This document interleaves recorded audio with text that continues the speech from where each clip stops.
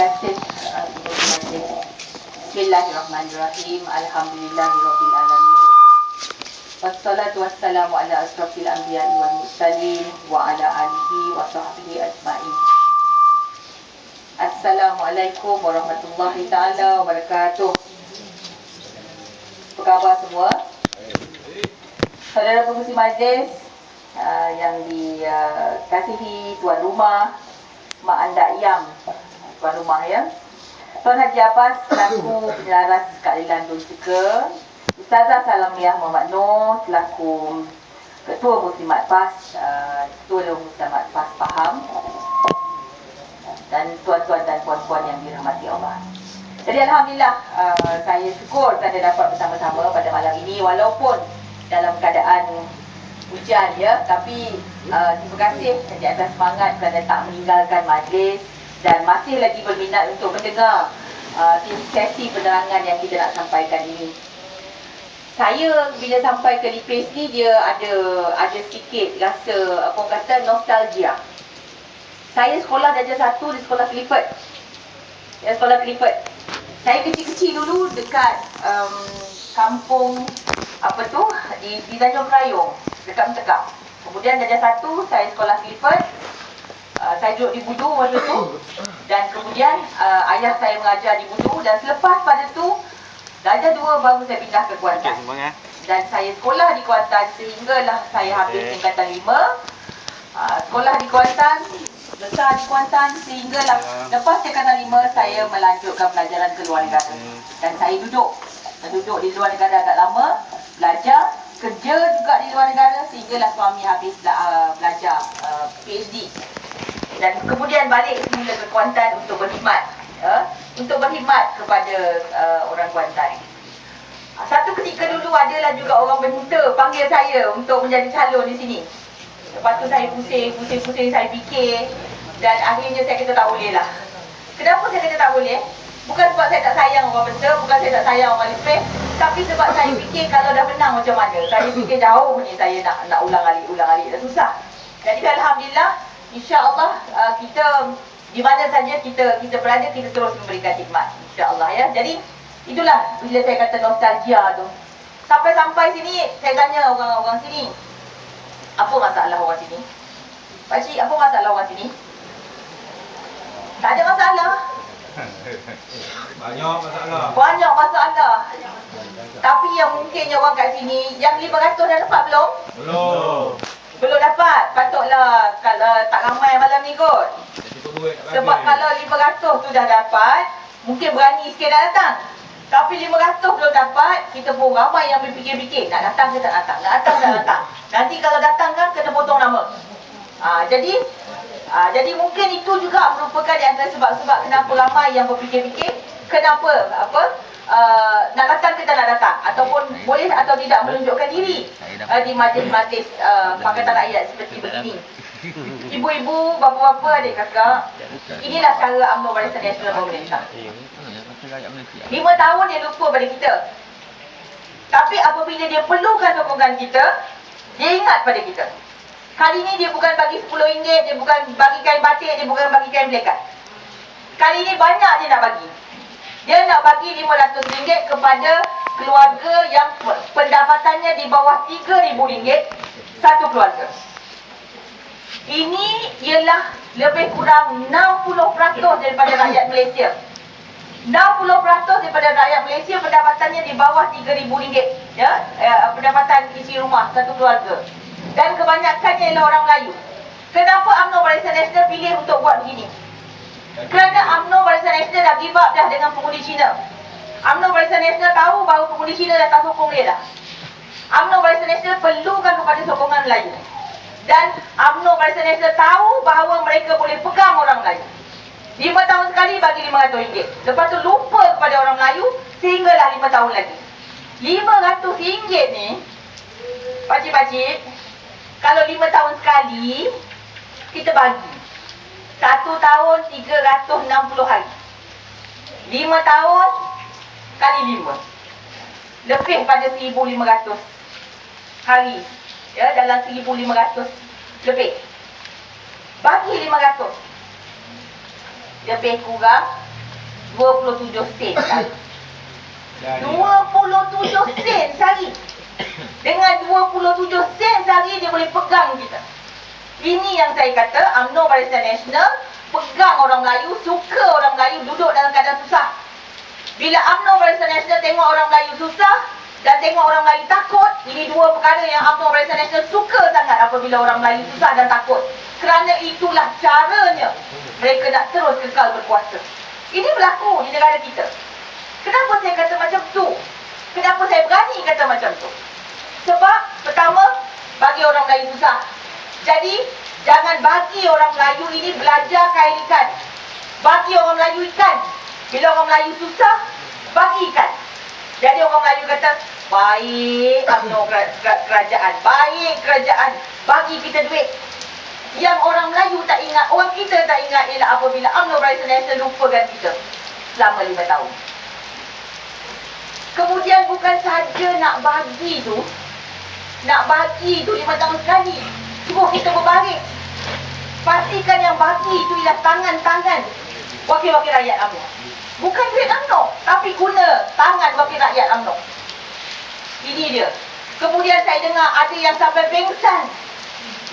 Sampai pengsan tuan tunggu nak terima duit RM500 yang nilainya 27 sen sehari. Pakcik, makcik mungkin orang lipis tak dapat. Kenapa? Sebab lipis tak kuat tentangan Pakatan Rakyat. Orang Kuantan ramai dapat. Sebab apa? Dia kata kena tarik Melayu di Kuantan. Kalau tidak Kuantan, orang Melayu sokong Pakatan Rakyat. Maka apabila kuat kita punya tentangan, lagi banyak orang akan dapat. Tapi mungkin dekat lipis dia kata, alah relax orang lipis akan undi terus. Susah macam mana pun undi juga UMNO Barisan Nasional. Sebab itu mungkin tak dapat. Saya diberitahu dekat kampung ni tak ada air. Tak ada air. Tapi orang kita tak, pangkah balik-balik cacing juga. Kalau orang tua kata kapal layar juga. Tak kenal benda lain. Balik-balik situ juga. Ini yang terus membuatkan UMNO Barisan Nasional boleh buat kita macam ni. Kalau kita bangun dan kita kata cukuplah, kita akan bagi, kita akan bertukar pada kali ini. Mungkin UMNO Barisan Nasional fikir. Mungkin dia fikir. Macam dekat Kuantan, dia dah mula fikir. Kenapa orang Melayu kat Kuantan bagi kat Fauziah? Kenapa orang Melayu dekat, orang Cina kat Kuantan bagi dekat Fauziah? Kenapa bagi pada Pakatan Rakyat? Dan orang UMNO mula dah fikir. Dan mereka kata, kalau macam ni kita kena gaji turun padang. Kalau macam ni kita kena gaji bagi khidmat. Kalau macam ni kita kena selesai masalah rakyat. Sebab dia selama ini dia tak selesai masalah rakyat. Tak ada air pun, 1 bulan tak ada air. Bayang 1 bulan. Saya tak boleh bayang 1 bulan tak ada air macam mana. Ya, 3 hari tak ada air, tangki habis. 3 hari saja tangki besar mana pun akan habis. Kalau anak ramai tak sampai 3 hari, 1 hari habis. Ya, tak adahlah air hujan. Kalau macam ni, tak adahlah. Ya, ini dia. Pemimpin-pemimpin kita senang-lenang duduk dan tak fikir tentang rakyat. Cuba fikir macam mana, ingatkan kita kepada zaman Omar Ibn Al-Khattab. Bagaimana Saidina Omar Ibn Al-Khattab jalan malam-malam tengok rakyat yang tak makan. Tengok rakyat yang susah, pikul gandum, bantu rakyat apabila dia melihat seorang ibu tunggal masak, rebus, bantu nak bagi anak makan. Bagaimana Saidina Omar Ibn Al-Khattab sanggup pikul tepung, gandum untuk beri kepada ibu yang ibu tunggal tadi yang merebus batu sebab anaknya tak makan. Kerana Saidina Umar Ibn Al-Khattab kata tak sanggup beliau nak pikul amanah ini, ya, nak pikul dosa itu kalau dia tak memberi khidmat kepada orang ramai, rakyat di bawahnya. Cuba kita ingat balik, ungkap balik zaman Umar Ibn Abdul Aziz. Bagaimana Umar Ibn Abdul Aziz apabila datang ahli keluarganya, maka ditutupnya lilin. Kerana ahli keluarganya itu datang atas urusan pribadi, urusan keluarga, bukan urusan kerajaan. Sebab itu dia tutupnya lilin, sebab dia kata ini urusan keluarga, ini urusan pribadi, tak boleh guna duit kerajaan, tak boleh guna duit rakyat untuk bayar lilin tu. Itu dalam konteks yang kecil seperti lilin pun, lampu pun, Umar Ibn Abdul Aziz, ya, begitu takut kepada amanah. yang diberikan oleh Allah Subhanahu Wa Taala. Tapi kita pada hari ini, kerajaan UMNO Barisan Nasional senang-senang saja guna amanah itu untuk terus berkuasa, untuk terus muntah ke darah, untuk terus senang lenang hidup. Tak kira lah rakyat tak ada air satu bulan ke, satu minggu ke, satu hari ke, tak kira. Yang penting kroni-kroni dapat projek. Saya nak cerita sikit macam mana kita di Pahang berbanding dengan di Selangor, di Kedah, di Kelantan, di Pulau Pinang, macam mana kerajaan Pakatan Rakyat. Kalau di Kelantan, orang-orang Tionghoa suka berniaga di Kelantan. Sebab dia kata, tak ada rasuah. Atas meja, bawah meja tak ada. Berbanding dengan tempat lain, berbanding dengan Pahang mungkin. Kalau di Kelantan, atas meja itulah, kalau itu yurannya itulah yang perlu dibayar. Tapi kalau di tempat lain, banyak sangat kos-kos yang tak nampak. Ya, banyak sangat komisen 10%, 30% sana sini. Susah nak berniaga. Orang suka. Orang bukan Islam pun suka. Ya, berniaga berurusan di Kelantan. Saya nak cerita Kedah. Semasa Pakatan Rakyat memerintah berbanding dengan Barisan Nasional memerintah, Kedah ada balak. Tak banyak macam Pahang, tapi ada balak. Dulu sewaktu Barisan Nasional memerintah, 1 ekar balak premium kepada kerajaan negeri ialah RM1,000. RM1,000 pakcik, 1 ekar balak kerajaan negeri dapat. Ini bawah pentadbiran Barisan Nasional.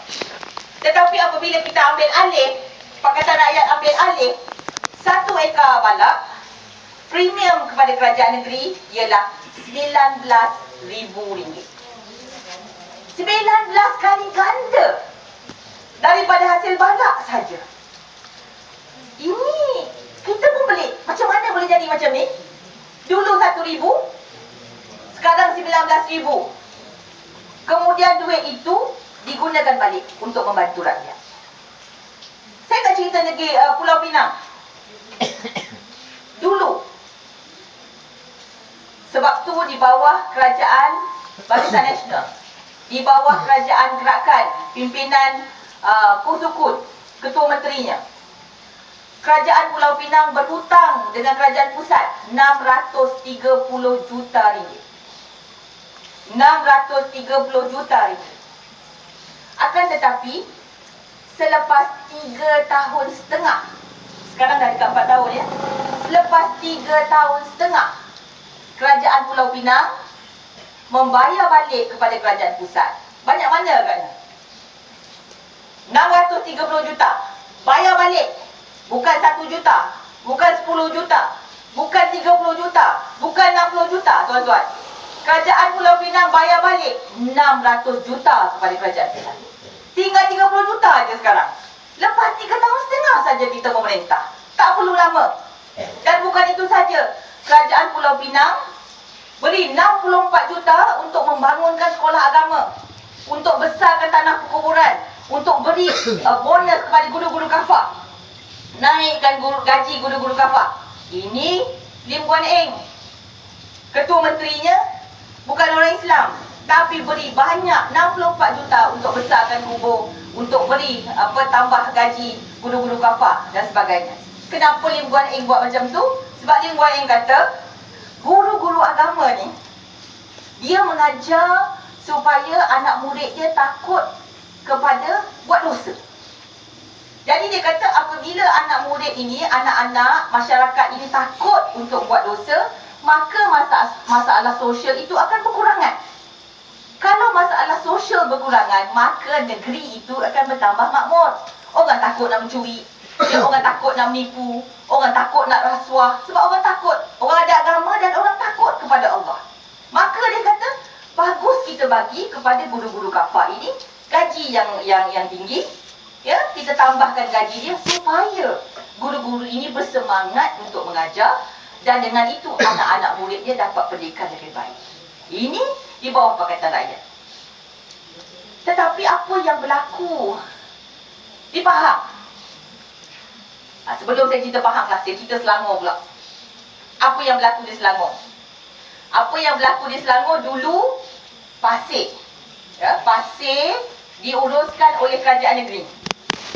Apabila pasir diuruskan oleh kerajaan negeri ambil premium daripada pasir. Maksudnya kerajaan negeri bagi kepada syarikat-syarikat, dan syarikat yang dapat konsesi itu beri kepada kerajaan negeri, dan kutipan daripada kerajaan negeri tak lebih daripada 6 juta ringgit setahun. Sewaktu Barisan Nasional memerintah, tak lebih daripada 6 juta ringgit setahun. Itu hasil pasir saja. Tetapi sekarang di bawah kerajaan Pakatan Rakyat, apa yang berlaku ialah pasir itu diuruskan oleh kerajaan negeri. Anak syarikat ditubuh di bawah pejabat menteri besar. Diurus oleh kerajaan negeri sendiri. Tak ada orang tengah. Tak ada syarikat kroni yang dapat untung. Kerajaan negeri sendiri urus. Dan apa yang kita lihat berlaku ialah premium ataupun keuntungan, ya, keuntungan untuk kerajaan negeri ataupun untuk negeri itu berlipat kali ganda. Berlipat kali ganda.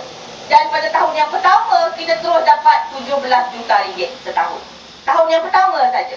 Dan dalam pertengahan tahun lepas, saya dimaklumkan bahawa jumlah keseluruhan yang kita dah kutip daripada awal kita memerintah ialah 60 juta ringgit daripada hasil pasir sahaja.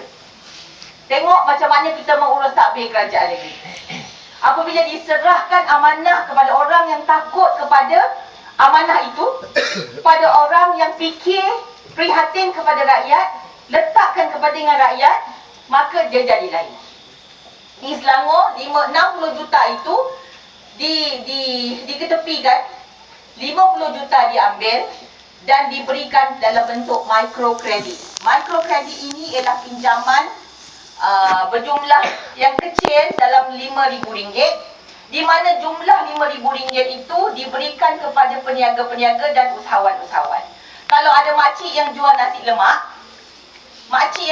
lemak, pendapatan dia katakanlah RM20 sehari bersih. Dengan penambahan modal RM5,000 itu, mungkin dia boleh buka lagi satu warung ataupun lagi 2 warung. Dia tambah modal, dia gaji pekerja, ya, dan dia beli alat yang lebih banyak, menaikkan pendapatan dia kepada RM50-60 sehari kalau dia ada 3 warung. Di situ, makcik yang dulunya dapat RM60 sebulan, RM20 sehari, RM600 sebulan, dinaikkan pendapatan 3 kali ganda, ya, sehingga pendapatannya menjangkau kepada RM1,000 lebih sebulan. Maksudnya, makcik ini bukan diberi ikan. Makcik ini diberi kail untuk menangkap ikan. Dengan jumlah hasil bumi, ya, hasil daripada bumi, pasir tadi, boleh digunakan untuk membantu seluruh rakyat Selangor. 50 juta, RM5,000 sekali pinjam. Kenapa kita buat polisi yang begini? Kenapa kita buat dasar yang begini? Kerana kita tahu bahawa dasar bagi ikan bukan membantu rakyat sebenarnya. RM500 5 tahun sekali. Bila tahun nak mengundi, bagi RM500 sana, bagi RM100 sini, bagi kepada budak sekolah, bagi kepada veteran, ya, bagi kepada orang miskin. Ya Allah, bankrupt negara macam ni. Boleh bankrupt negara. Satu tindakan yang cukup tidak bertanggungjawab. Saya duduk dalam Dewan, dengar Perdana Menteri baca bajet. Saya kata ini bajet Santa Claus. Dia ingat bapak dia punya duit ke? Ya, ini bukan bapak dia punya duit. Ini duit rakyat yang mesti diurus takbir dengan betul. Yang amanah yang harus dikembalikan, diserah kepada rakyat. Bukan cara macam tu. Macam memang nada suara saya macam bunyi orang marah. Memang marah. Kerana duit itu duit rakyat, bukan duit bapak dia. Dan harus diurus takbir dengan betul. Apa maksud 5 tahun sekali tu? Kalau bukan untuk membeli undi. Kesannya tak panjang. Tapi kalau bajet itu digunakan untuk meningkatkan pendapatan isi rumah macam yang saya cakap tadi, kesan dia jangka masa panjang. Pahang, tuan-tuan dan puan-puan, berhutang bukan 600 juta macam Penang. Pahang berhutang sekarang ni dah lebih 2 bilion kepada kerajaan pusat. Lebih 2 bilion ringgit kepada kerajaan pusat. Bajet negeri Pahang, defisit defisit selama 14 tahun. Tiap-tiap tahun duit negeri Pahang tak cukup. Pahang terpaksa berhutang dengan kerajaan pusat. Air tak ada. Apa hal air tak ada? Kita bekalkan air ke negeri Selangor. Pahang jual air ke negeri Selangor. Selangor bagi air percuma kepada rakyat. Lepas tu rakyat kita sendiri tak ada air. Tak lama lagi diswastakan. Paip bocor habis. Paip bocor. Ya betul. Paip bocor saya tahu. Pengarah JBA Pahang itu kawan saya masa sekolah tu. Paip bocor banyak. Tetapi duit bukan tak ada. Duit ada. Okey. Kalau kita guna duit jual air saja untuk kembalikan semula untuk repair paip, ya, kita boleh selamatkan kerugian-kerugian di situ. Tetapi sekarang ini JBA akan diswastakan. Siaplah pakcik-pakcik. Siaplah. Naik lagi besok harga air. Bukan saja harga naik air, harga air akan naik. Meter kita dekat Pahang pun kita bayar. Meter air pun kita bayar. Orang Selangor dah dapat air percuma, kita minta air bayar. Besok air diswastakan, kita bayar lagi mahal. Pahang jual air ke negeri Selangor. Tapi rakyat Pahang merana susah payah. Konon kita kata kita negara maju. Konon kita kata kita dah membasmi kemiskinan. Konon kita kata tak ada lagi dah orang miskin tegar dalam Malaysia ni. Konon. Tapi sebenarnya siapa kita nak tipu? Kita boleh kata kita dah tak ada miskin tegar di Malaysia. Sebab apa tuan-tuan? Tuan-tuan nak tahu? Sebab kayu ukur miskin tegar itu terlalu rendah. Kalau dekat Malaysia, miskin ialah pendapatan satu keluarga 5 orang bawah pada 750. Itu miskin. Dan miskin tegar ialah 375. Separuh daripada 750. Maksudnya, kalau ada ayah, mak, anak 3 orang, pendapatan 375 ke bawah, itu keluarga miskin tegar. Berapa ramai orang yang macam tu? Itu dah nak mati dah tu. Bukan kais pagi makan pagi. Bukan kais petang makan petang.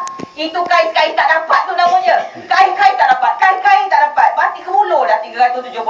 Terutama kalau duduk di bandar. Ada Najib tahu? Ada Perdana Menteri kita tahu? Itu orang Pahang tu. Orang Koi tu. Ya?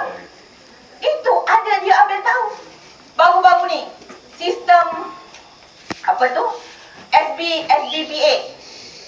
Skim baru untuk perkhidmatan awam. Kenapa kita tentang? Kenapa Pakatan Rakyat tentang? Sebab memang ada peningkatan. Tapi kita tengok Ketua Setiausaha Negara, peningkatan dia RM60,000 sebulan. RM60,000 sebulan naiknya. Kerani naik juga. Kerani naik. Tak boleh kata tak naik.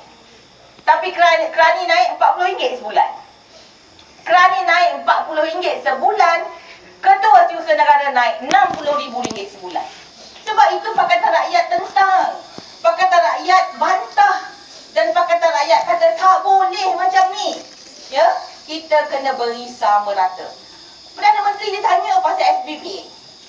Mungkin ada anak-anak kita dalam kerajaan. Perdana Menteri ditanya, cerita pasal SBPA. Perdana Menteri kata apa? Saya belum sempat tengok. Belum sempat tengok. Dan beliau adalah orang nombor 1 dalam penjawat. Ya. Jadi, macam mana nak kata rakyat didahulukan? Ya? Ini jauh sekali. Berbalik semula kepada negeri Pahang. Pahang berhutang 2 bilion lebih kepada kerajaan pusat. 14 tahun berturut-turut bajet tak cukup. Mesti pinjam. Tak habis-habis pinjam. Maksudnya apabila seorang anak dilahirkan di Pahang, kita pikul hutang. Anak lahir je pikul hutang. Ini yang mungkin kita tak nampak. Kita dapat RM500, kita rasa besar. Dan kita tak sedar bagaimana urus tabir kerajaan negeri buat kita semua jadi bankrupt. Kita ada emas. Kita ada biji besi. Kita ada biji timah di Pahang. Kita ada balak. Kita ada balak antara yang banyak. Kita ada biji besi banyak. Sekarang ramai orang kaya raya. Sebab dapat biji besi.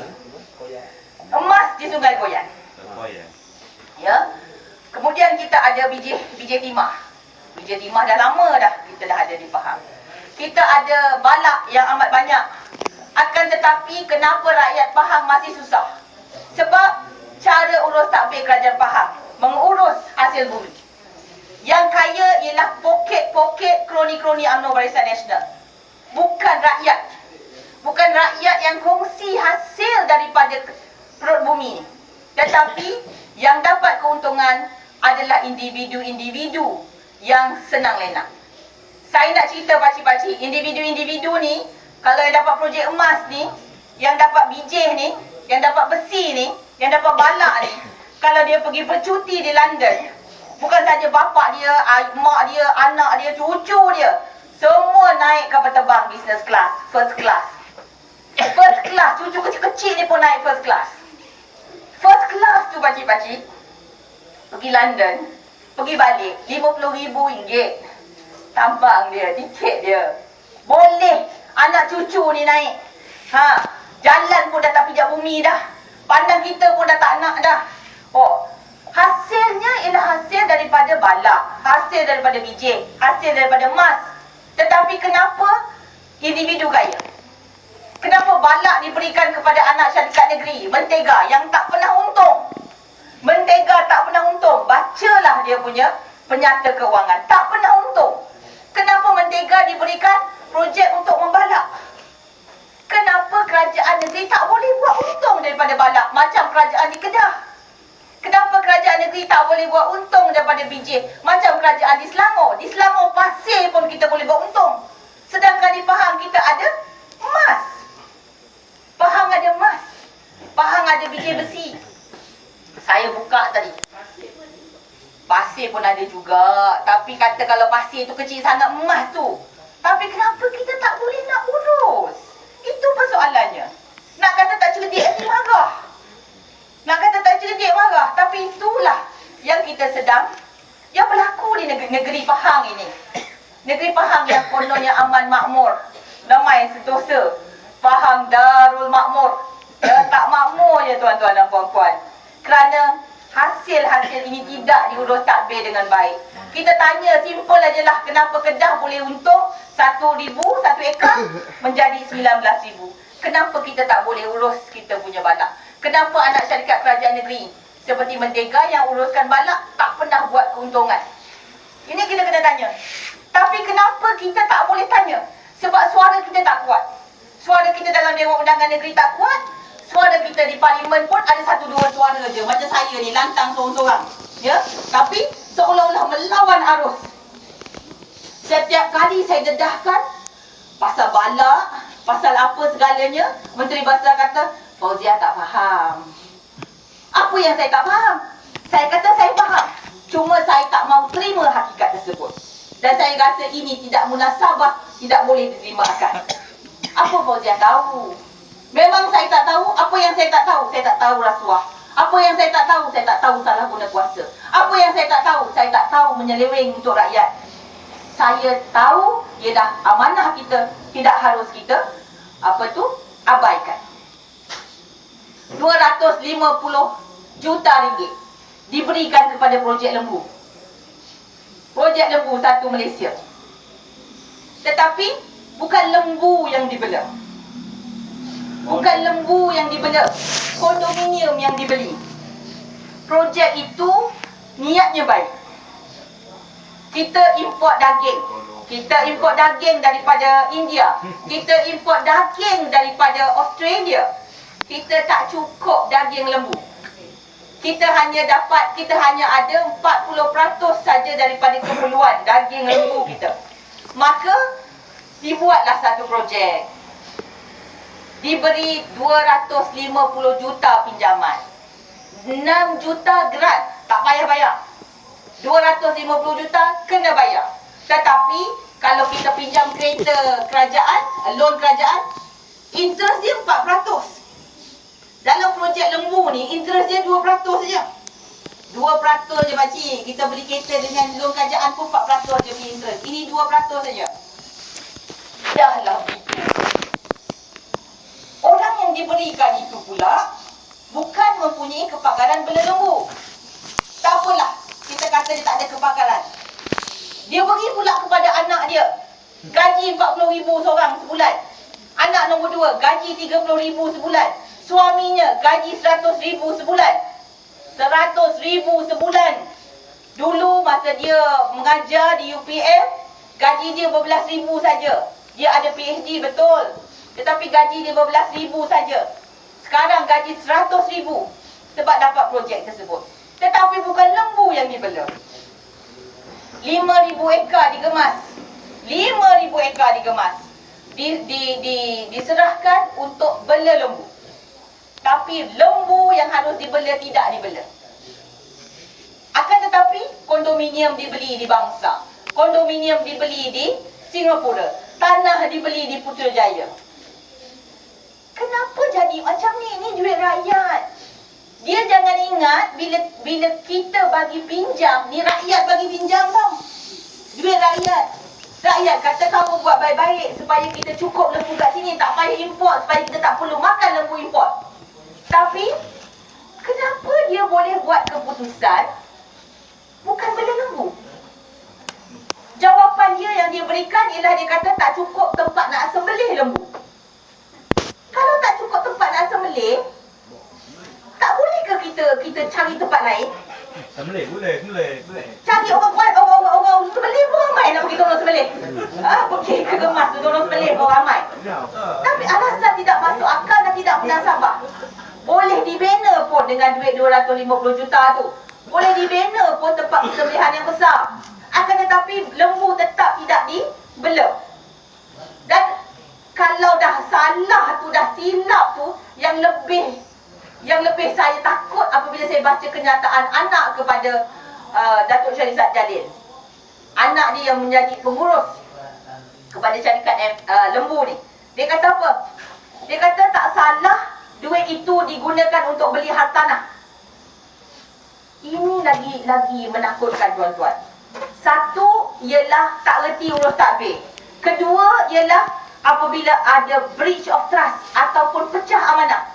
Satu tadi saya kata tak ada pengalaman nak mengurus. Awak muda, awak tak ada pengalaman dapat gaji besar. Itu duit yang rakyat amanahkan. Kedua, apabila dia kata tak salah beli hartanah. Ini masalah lebih besar. Dia tak sedar bahawa dia beli hartanah itu merupakan pecah amanah. Duit itu untuk beli lembu, bukan untuk beli hartanah. Dia kata beli hartanah ini boleh kita sewakan. Hei, rakyat bagi awak duit beli lembu lah, supaya rakyat tak perlu lagi import lembu, makan lembu import. Rakyat bagi duit itu supaya beli lembu, bukan untuk beli kondo, bukan untuk beli Mercedes, bukan untuk pergi luar negara. Ini yang pemimpin kita lupa ataupun tak mahu nak faham, ataupun sudah lama sangat berkuasa, tak faham, tak sedar apa maksud pecah amanah. Ini bukan perkara kecil pakcik, 250 juta banyak. Kalau betulkan pipe bawah tanah, pipe air ni pun dah boleh bantu kita dekat sini dapat air. Ya, tetapi duit itu disalurkan untuk membantu kroni-kroni. Ini salah guna kuasa yang amat tinggi, ya, di peringkat paling tinggi. Pakcik-pakcik, makcik-makcik, saya kata tadi UMNO Barisan Nasional nak orang Melayu, orang kita hidup dalam susah, pertama. Kedua, hidup dalam takut. Kerana apabila orang-orang kita hidup dalam susah, maka kita rasa bahawa bila dia tolong kita sekali, hebatnya, baiknya, prihatinnya. Dia nak kita fikir macam tu. Dia nak kita terikat macam tu. Pertama, dia bagi kita susah. Kedua, dia bagi kita takut. Dia bagi kita benci. Dia putar belitkan fakta dalam TV. Dia kontrol media.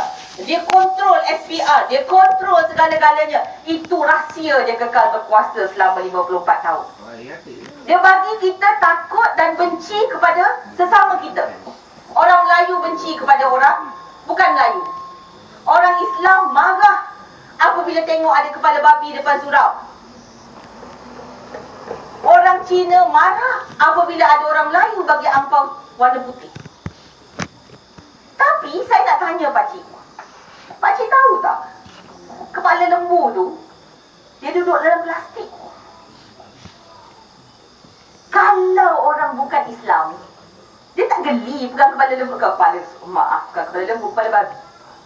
Kepala babi letak dekat depan masjid. Kepala babi letak dekat depan masjid, biar orang Islam marah kepada orang bukan Islam. Itu tujuan dia. Tapi kalau orang bukan Islam yang letak kepala babi tu, dia tak geli pegang. Dia tak letak dalam plastik. Pakcik tahu dia letak dalam plastik kat depan masjid tu. Apa maksud dia tu? Maksudnya bukan orang bukan Islam tu. Maksudnya orang, nak kata Islam tak tahulah. Orang Melayu. Orang Melayu UMNO tu. Jangan cakap orang Melayu, buat malu kita je. Orang Melayu UMNO. Orang Melayu UMNO yang mahu orang Islam rasa marah kepada orang bukan Islam. Kononnya tak sensitif kepada orang Islam. Tapi, dia geli nak pegang. Dia masuk dalam plastik, letak depan masjid. Ingat orang bodoh ke? Tak sama dengan tahun 1969. Tahun 1969, waktu curfew 13 Mei, kita tak ada internet. Kita tak ada anak-anak yang kerja di luar. Kita tak ada anak-anak yang boleh buka internet, bagi tahu kita cerita. Kita tak ada kebebasan media dalam internet. Dulu kita tengok dengar radio. Saya ingat masa tu saya kecil-kecil lagi dekat Kuantan. Hari-hari dengar macam mana orang Melayu bunuh orang Cina, macam mana orang Cina bunuh orang Melayu, macam mana ada tension di antara kaum. Itulah kerajaan nak buat. Kita rasa takut, kita rasa susah supaya mereka boleh terus tekan kita dan kekal berkuasa. Saya tak kisahlah kalau ada FB ambil rakaman. Ini adalah hakikat kebenaran. Ya? Kenapa UMNO Barisan Nasional takut sangat? Sebab kuasa mereka sekarang di hujung tanduk sekarang ni. Dari hujung tanduk dah. Putrajaya tu dah dekat sangat nak jatuh dah. 5% lagi. Dia dah keadaan 50-50. Dah goyang dah dia dekat telur dekat hujung tanduk tu. Dan dia cukup takut hilang kuasa. Bukan sebab dia takut hilang kuasa. Sebab dia takut hilang projek. Orang UMNO ni lupa kalau hilang projek. Sebab pemikiran dia ialah hidup dia hari demi hari.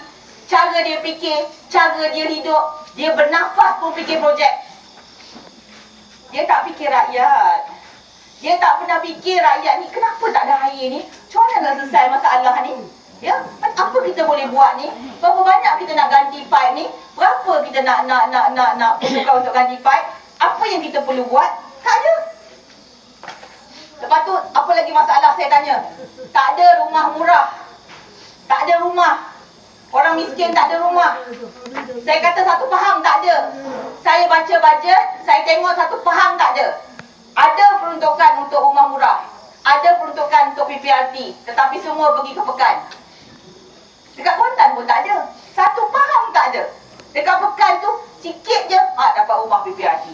Sikit susah dapat rumah. Kerana apa? Kerana inilah dia yang Perdana Menteri nak pastikan supaya dia kekal juga menjadi ahli Parlimen Pekan. Dia tak fikir dekat Lipis tak ada rumah murah, dekat Kuantan tak ada rumah murah, dekat Jerantok tak ada rumah murah, dekat Rauk tak ada rumah murah. Orang-orang miskin, orang-orang susah duduk dalam keadaan rumah yang kadang-kadang kalau saya tengok pun tak ada tempat yang dia nak berteduh kalau hari hujan. Bocor penuh habis.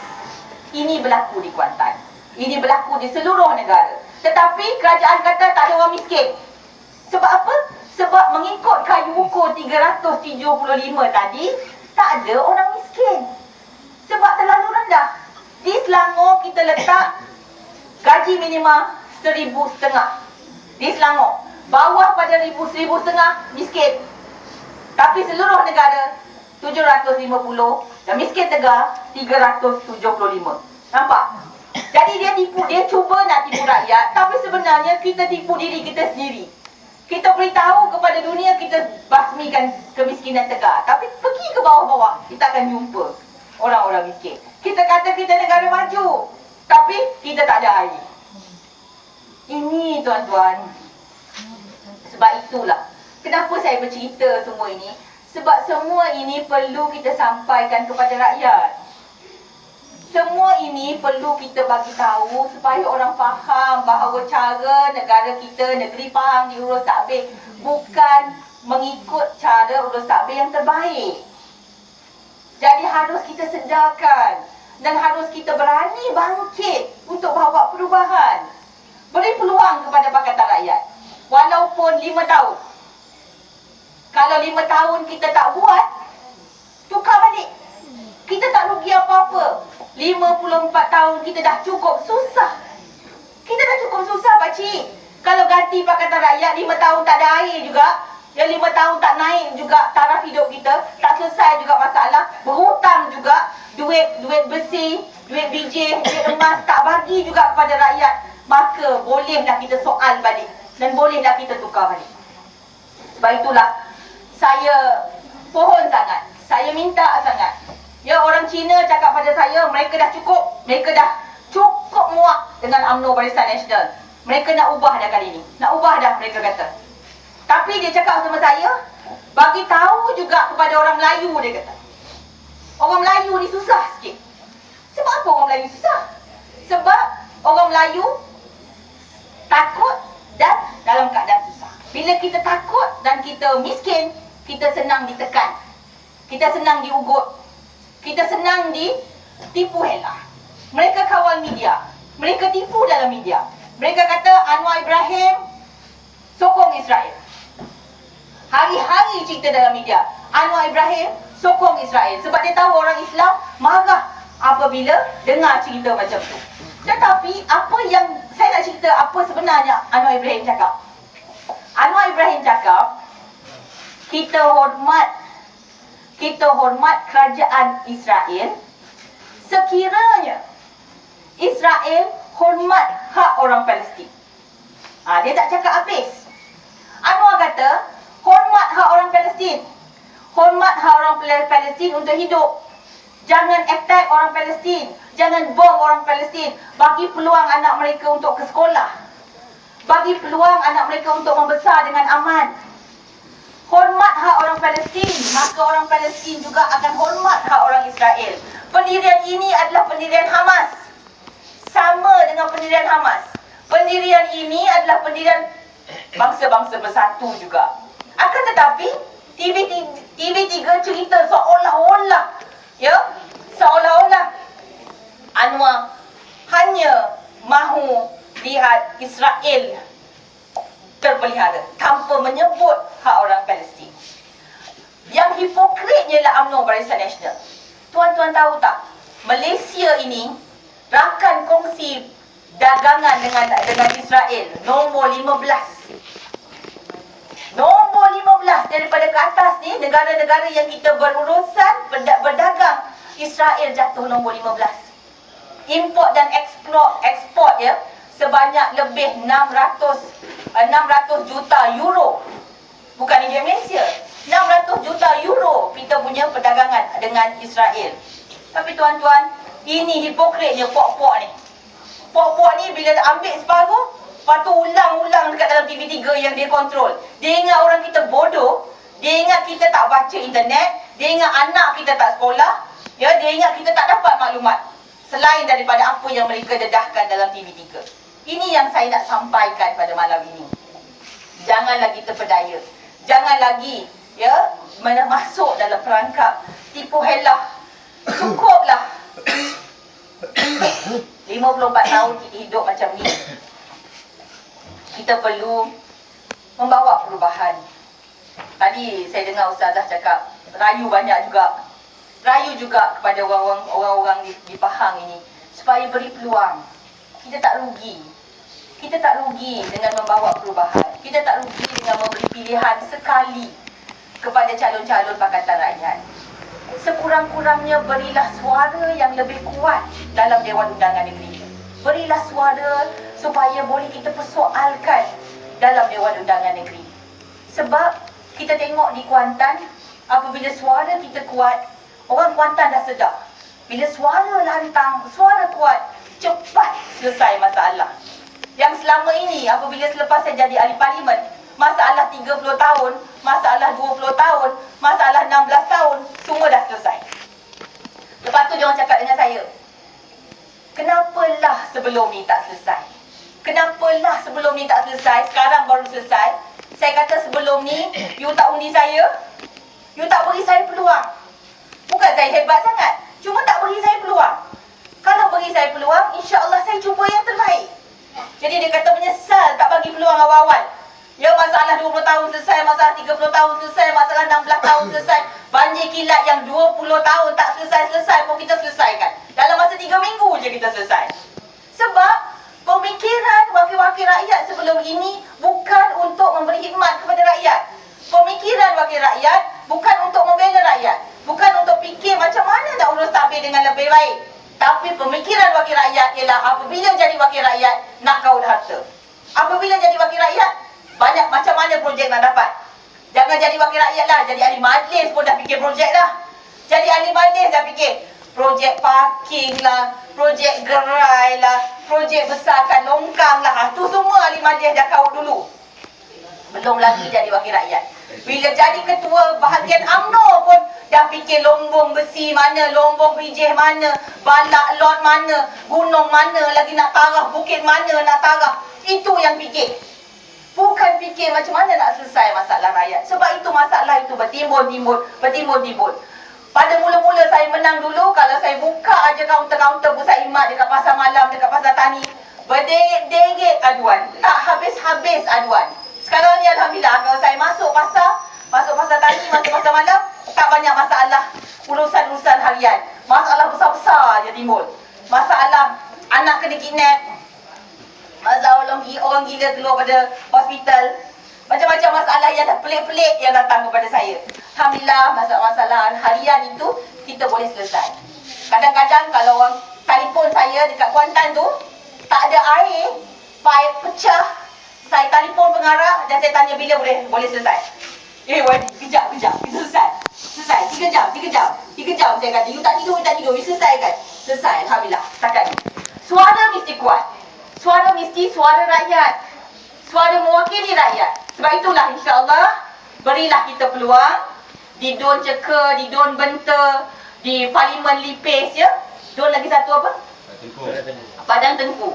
Kita minta sangat, kita rayu sangat beri peluang ya. Supaya kalau kita dapat wakil rakyat yang benar-benar membela rakyat, insya-Allah ya, kita beri khidmat yang terbaik. Kalau tidak, tuan-tuan tukar balik. Tuan-tuan ingat saya cakap ni, kalau 5 tahun calon-calon Pakatan Rakyat ni tak buat kerja, tak beri khidmat, tak apa, tuan-tuan tukar balik ya. Itu saya sanggup beri jaminan, insya-Allah ya. Tukar balik tak apa. Kita pun dalam Pakatan Rakyat tak nak pemimpin-pemimpin yang tak buat kerja ya, yang tak beri khidmat, yang tak serius laksanakan amanah yang diberikan oleh rakyat. Jadi insya-Allah bila raya dah dekat, insya-Allah peluang kita ada. Jangan tunggu lagi, fikir tentang anak kita, tentang cucu kita. Negara kita kalau kita biarkan di tangan UMNO Barisan Nasional akan jatuh bankrupt. Negeri Pahang akan jatuh bankrupt. Malah kalau kita ambil alih Negeri Pahang pun, Pakatan Rakyat mungkin dapat Negeri Pahang yang dah lompong. Ya, bijih semua dah lepas ke tangan individu. Emas dah lepas ke tangan individu. Balak juga begitu. Ya, dah lompong. Tapi tak apa. Sekurang-kurang beri kita peluang. Kalau kita boleh pulihkan, kita pulihkan insya-Allah. Tapi yang paling penting, kita nak buat sesuatu untuk bawa perubahan. Dan semoga tuan-tuan dan puan-puan, saya tak takut mengatakan di sini bahawa insya-Allah apabila kita sampai ke Putrajaya nanti, semoga Allah Subhanahu Wa Taala beri kita kekuatan untuk membawa perubahan seperti yang kita katakan selama ini. Semoga Allah Subhanahu Wa Taala berikan kita kekuatan untuk membawa islah seperti yang kita katakan. Dan insya-Allah semoga Allah redha di atas segala usaha kita. Semoga Allah beri kekuatan kepada tuan-tuan dan puan-puan, kepada saya, kepada kita semua untuk melakukan yang terbaik demi agama, bangsa, negara insya-Allah. Sekian, Wassalamualaikum warahmatullahi taala wabarakatuh. Takbir. Allahu Akbar walillah.